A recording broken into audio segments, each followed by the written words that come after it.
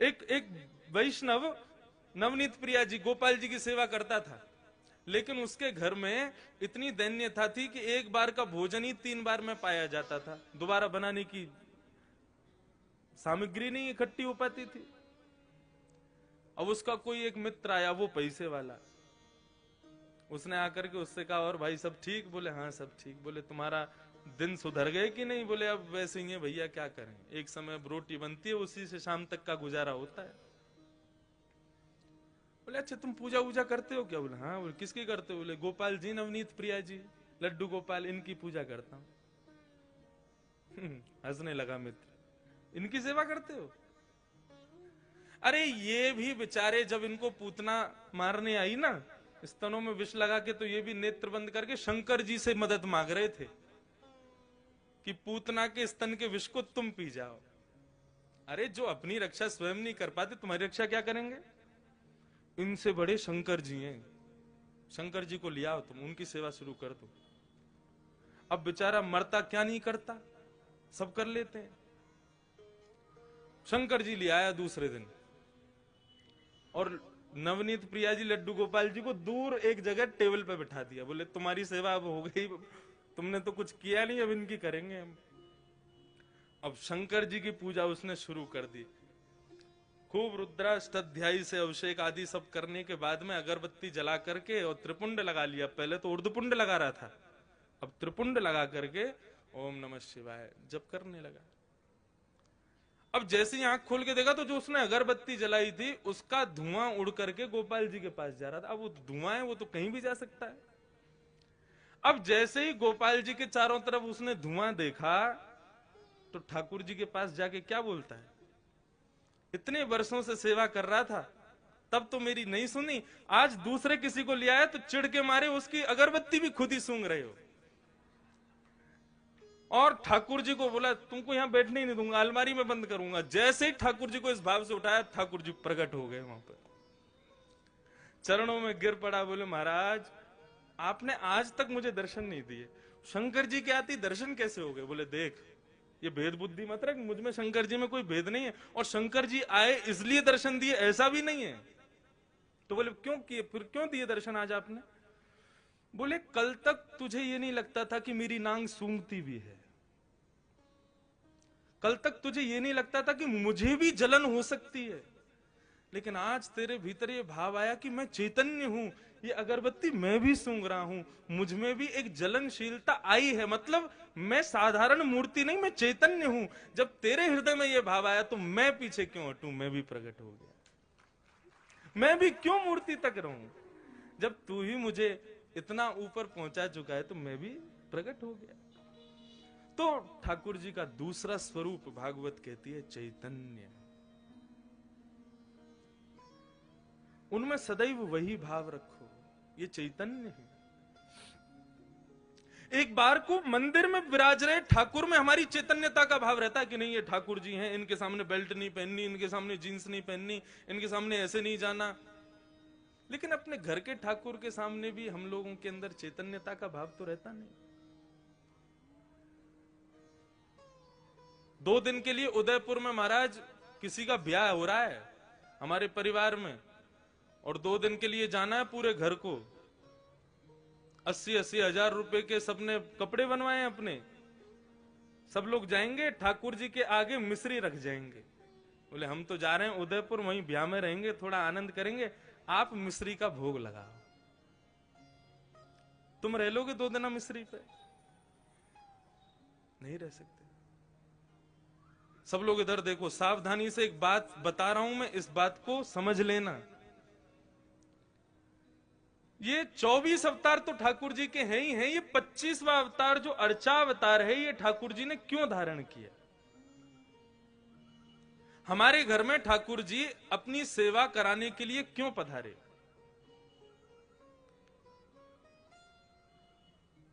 इसके पीछे एक बहुत सुंदर भाव है, सावधानी से सुनिएगा।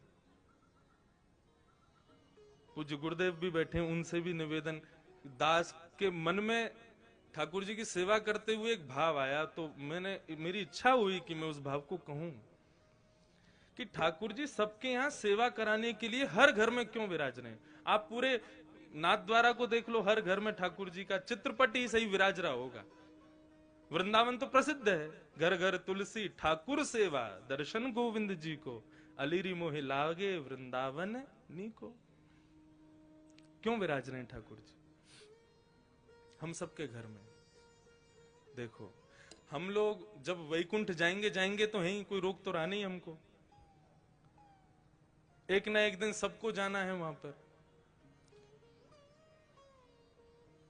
तो यदा कदा हमारे द्वारा किए गए कृत्य के कारण यदि हमें कभी वैकुंठ के अलावा भी लोगों का दर्शन करना पड़ गया, मानो जैसे नरक का दर्शन हो गया या स्वर्ग का दर्शन करना पड़ गया, और उस पश्चात वहां पर बताया गया तुमने ये अपराध किया था इसलिए तुमको ये करना पड़ा, तो हम ठाकुर जी से शिकायत करने लग जाएंगे। प्रभु आपकी इतनी अर्चना करते हैं, इतनी सेवा करते हैं, इतनी पूजा करते हैं, इतना आपका नाम गुणगान करते हैं, उसके बाद भी हमारे जीवन में दुख, उसके बाद भी हमारे जीवन में कष्ट, उसके बाद भी हमारे जीवन में कभी सुख की अनुभूति नहीं, और उसके बाद भी जब हम संसार छोड़ के आए तो नरक का दर्शन।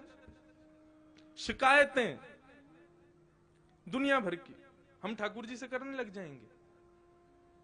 आपने ये नहीं किया, ये नहीं किया, ये नहीं किया, हम ठाकुर जी से शिकायतें करेंगे। भगवान बोले ये मुझसे शिकायत करे उससे पहले इसके यहां अर्चावतार रूप धारण करके बैठ जाओ इसके घर में। क्यों? बोले कभी ना कभी ये भी तो अपराध करेगा। सर्दी में कभी मुझे ठंडे जल से नहला देगा, भयंकर सर्दी में कभी मुझे हो सकता है पतला वस्त्र पहना दे, मुझे ठंडी लगे उससे। भयंकर गर्मी में खुद तो एसी में बैठेगा, मुझको पंखा भी नहीं चलाएगा, बिजली का बिल बढ़ जाएगा, मंदिर का पंखा बंद ही रहने दो। ये सारे अपराध ये करेगा मेरे साथ में, लेकिन मैं कभी शिकायत नहीं करूंगा। क्यों? हिसाब बराबर करने के लिए आया हूं, तुझे शिकायत करने योग्य छोड़ूंगा नहीं मैं। तुम भगवान से कुछ कह नहीं सकते कि भाई आपने ऐसा क्यों नहीं किया, आपने ये दुख क्यों किया। भगवान बोले तेरी शिकायत पूरी हो गई, अब मैं करूं शिकायत। भोग बनाते समय सब्जी देख करके भोग लगने से पहले ही तेरा मन ललचा गया था। एक बार भयंकर सर्दी में एक बार मुझे कहीं लेके जा रहे थे, बद्रीनाथ गए थे, मुझे इतना पतला वस्त्र पहनाया, मुझे सर्दी लगी, मैंने कभी शिकायत की तुमसे? तो मनुष्य की जितनी भी शिकायतें हैं उनका हिसाब बराबर हो जाए, उसके लिए ठाकुर जी अर्चावतार लेके आए कि आप ठाकुर जी से कुछ कह ना सको। यदि आपने कहा तो फिर ठाकुर जी कहेंगे। कितना भी प्रयास कर लेना, कितनी भी कोशिश कर लेना, अर्चावतार में एक ना एक अपराध तो हम करते ही हैं, लेकिन ठाकुर जी कभी कुछ नहीं कहते। तो वे चैतन्य है। और ठाकुर जी का तीसरा स्वरूप है आनंदम परमानंदम। ठाकुर जी आनंद स्वरूप है। श्रीनाथ जी का स्वरूप परमानंद प्रदान करता है। हमारे बाल कृष्ण प्रभु ने दुनिया भर के रूप धारण किए, कहीं पर बांसुरी बजा रहे हैं, श्री राधा वल्लभ जी में रोज ब्याह कर रहे हैं, बिहारी जी में नित्य मनोरथ कर रहे हैं, श्री गोपीनाथ गोविंद देव जयपुर में विराज रहे हैं, उनके भी अलग अलग रूप। लेकिन श्रीनाथ जी का जो रूप है, स्वरूप है, इसमें सब विराजमान है, सब विद्यमान है, क्योंकि ये वास्तविक आनंद स्वरूप है। एक भुजा ऊपर है और दूसरी भुजा कमर पर है। किस भाव से? सावधानी से सुनिए कथा बिल्कुल। श्रीनाथ,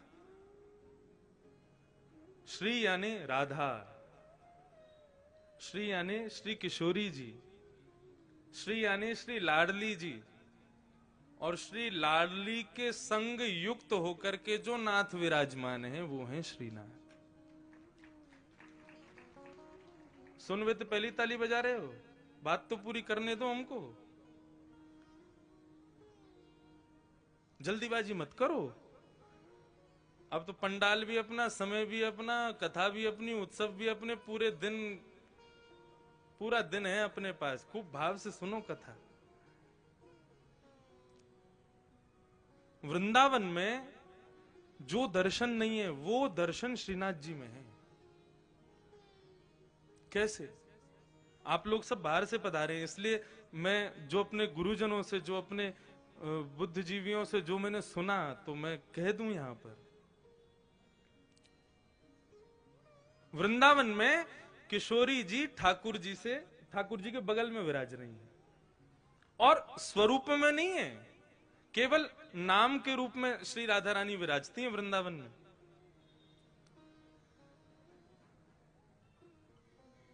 जब देखी वृषभानुजा हिय विच उठी है हुक, वंशी रह गई हाथ में फिर ना लागी फूंक।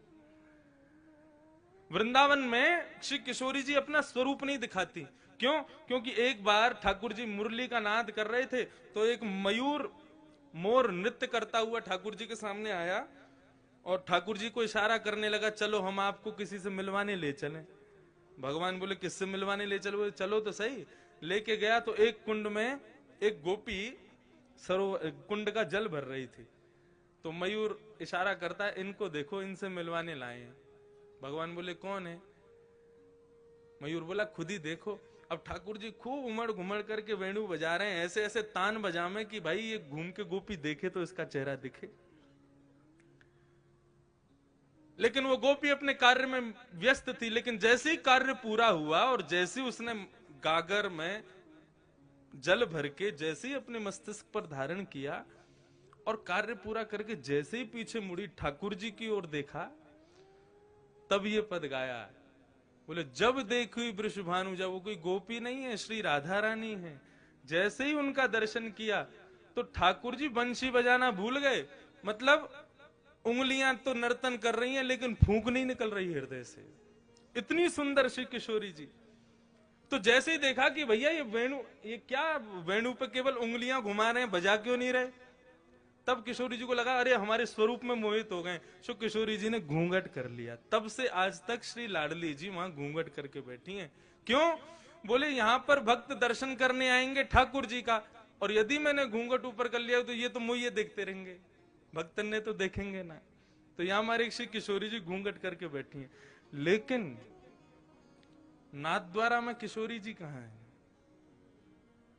नाथद्वारा में लाडली जी कहां है?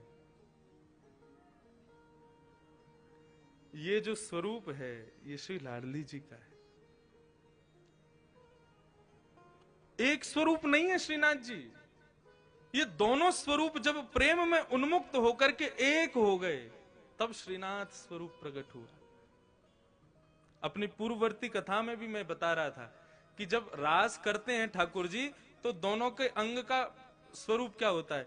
बोले श्री किशोरी जी तो ऐसे नृत्य करती हैं, ये भाव है उनका, ये सदैव ऐसे ही नृत्य करती हैं। और श्री ठाकुर जी दोनों श्री विठलनाथ के रूप में, जैसे दोनों कमर पर हाथ रख करके और इस प्रकार से ठाकुर जी नृत्य करते हैं।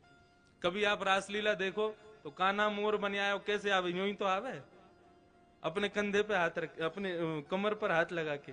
तो ठाकुर जी ज्यादातर नृत्य ऐसे ही करते हैं। अब नृत्य करना नहीं आता, नहीं करके बता देता मैं। अब भाव यही है कि बार बार ठाकुर जी नृत्य करते करते ऐसे ही हो जाते हैं, और श्री किशोरी जी ऐसे ही नृत्य करती हैं। एक दिन किशोरी जी जब नृत्य कर रही तो ठाकुर जी बोले आज तो आप बहुत ही सुंदर लग रही हो, तेरो मुख नीको कि मेरो मुख किशोरी राधे।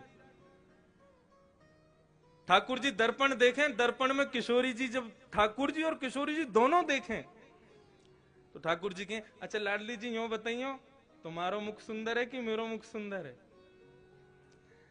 किशोरी जी कहें जा प्रकार से अमावस्या में पूर्णिमा को चंद्रमा खिल जाए तो पूर्णिमा के चंद्रमा को देखवे के काजे सबन की दृष्टि व काली अंधियारी को भी देखे, वैसे ही आप हो।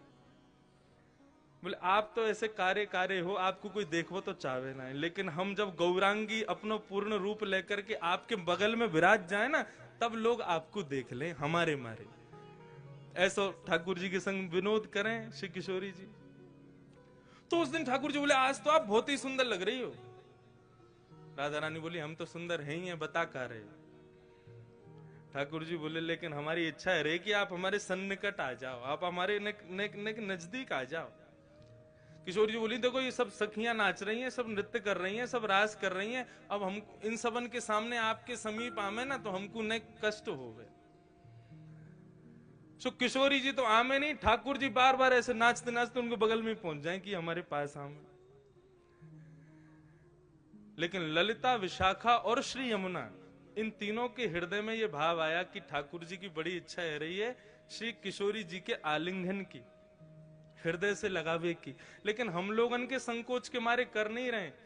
सो तीनों नृत्य करते करते वहां से अंतर ध्यान हो गए ताकि हमारा संकोच दूर हो जाए, हमसे जो संकोच है वो दूर हो जाए। जैसे ही तीनों वहां से प्रस्थान किए, ठाकुर जी ने और श्री लाडली जी ने देखी अब कोई ना है, अब तो समीप आ जाओ हमारे, आपको स्वरूप इतना बढ़िया मनमोहक लग रहा है। सो किशोरी जी तो ऐसे नृत्य करते करते और ठाकुर जी ऐसे नृत्य करते करते जैसे ही आकर के आलिंगन कियो है, सो आधो स्वरूप तो श्री किशोरी जी को और आधो श्री ठाकुर जी को श्रीनाथ रूप में प्रकट हो गए। बोलो श्रीनाथ प्यारे की जय।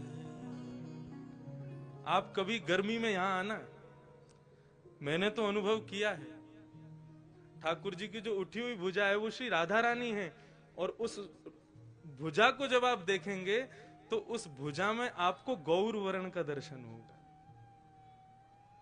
अभी तो ठाकुर जी ने पूरा अंग ढका, केवल मुखमंडल दिखाते हैं, लेकिन कभी गर्मी में आप आओगे तब ठाकुर जी के श्री अंग का दर्शन कीजिएगा, आपको श्री किशोरी जी भी दिखेंगे। तो आधा भाग श्री लाडली जी हैं और आधा भाग श्री ठाकुर जी हैं, दोनों के रूप एक हुए तब श्रीनाथ प्रकट हुए। हमारे ब्रज वृंदावन में तो फिर भी राधा रानी ने थोड़ा सा दूर है के बैठी हैं, लेकिन यहां तो एक में ही बैठी। और यहां आए कहां थे, कहां से आए, हमारे यहां से ही तो आए, हमारे ब्रज से ही तो पधारे। कल यहां पर प्रेस कॉन्फ्रेंस हो रही थी तो हमारे प्रेस के सब भाइयों ने हमसे पूछा